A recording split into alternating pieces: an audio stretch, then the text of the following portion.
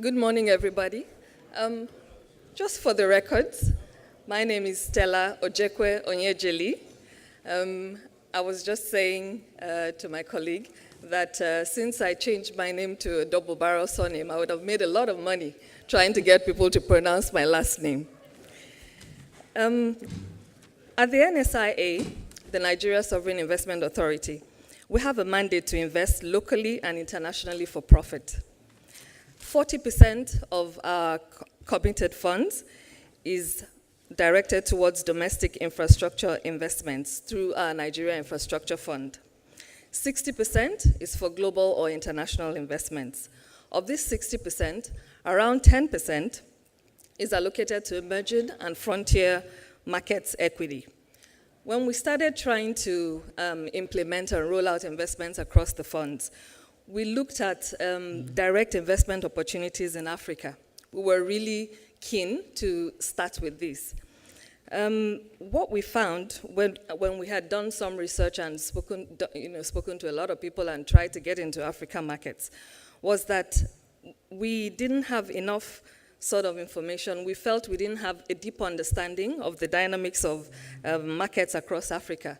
We felt we didn't have enough to be able to effectively risk manage these investments through their life when we made them. So we decided, what else can we do? How else can we go about it? We thought we would look for fund managers who are specialized in investing in Africa. Unfortunately, we didn't find enough funds that were specially focused on Africa investments, Pan-Africa investments, that met our investment criteria. In the end, we went with emerging market-wide fund managers. On the other hand, over the last year or so, we have become the focal point for foreign investors, both private and government-funded agencies, but especially government-funded agencies who want to invest in Nigeria. They have different models. What we're hearing a lot are government-funded agencies that want to invest without necessarily having boots on the ground.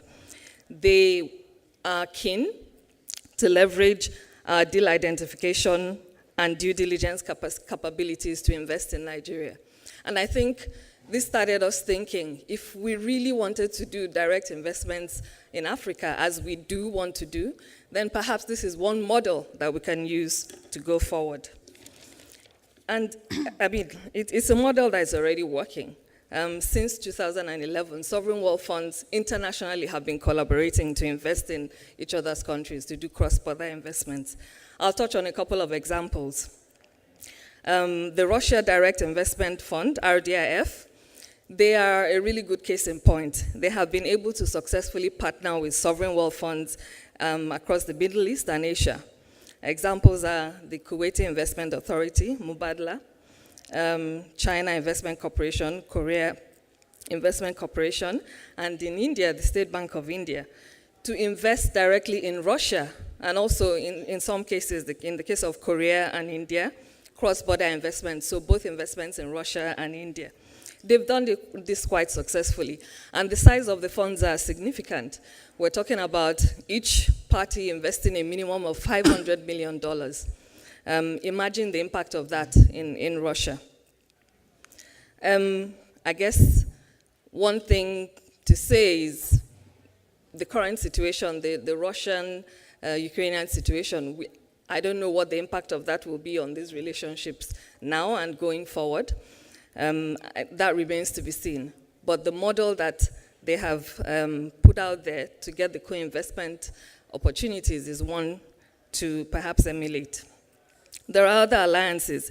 There's the Innovation Alliance, a group of sovereign wealth funds, unlikely partners, ADIA from the UAE, Alberta Investment Management Corporation in Canada, and New Zealand Superannuation Fund.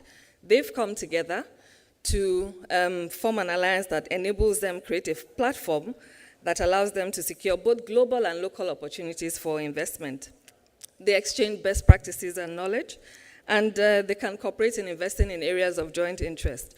One of their recent investments in Bloom Energy, which is a fuel cell developer, that investment was done only by Alberta and New Zealand. So it's a loose alliance, but it's helping.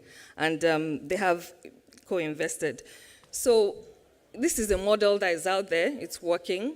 We should emulate it. I would like to say, Africa is not left out. There have been some mega deals in Africa in the last couple of years. Some examples, in September, the Investment Corporation of Dubai invested 300 million in Dangote Cement PLC, a Nigerian company. Prior to that, in 2013, the PIC of South Africa had invested about 289 million in Dangote as well.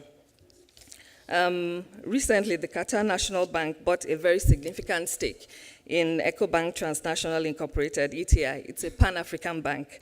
That stake, which is almost about 300 million, made them the single largest shareholder.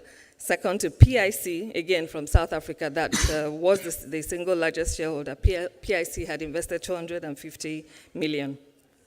Prior to that, Qatar National Bank had bought the Société Générale's Egyptian business for $2 billion. This was in 2013. So deals are happening. The question is, how can we get more of this going in our African markets? How can we open this up?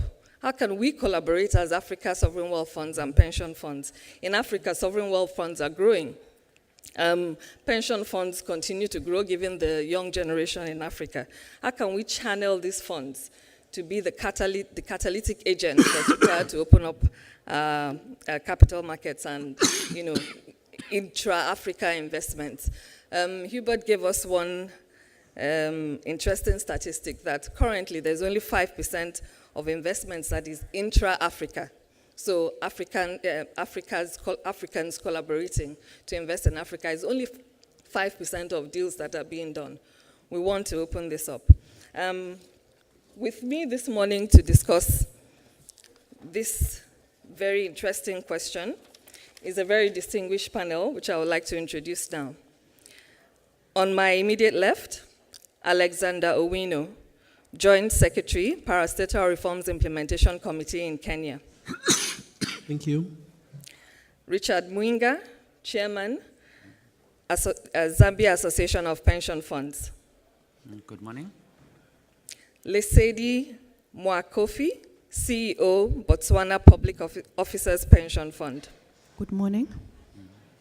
Mr. Kanyi Gachoka, Chairman, Retirement Benefits Authority, Kenya.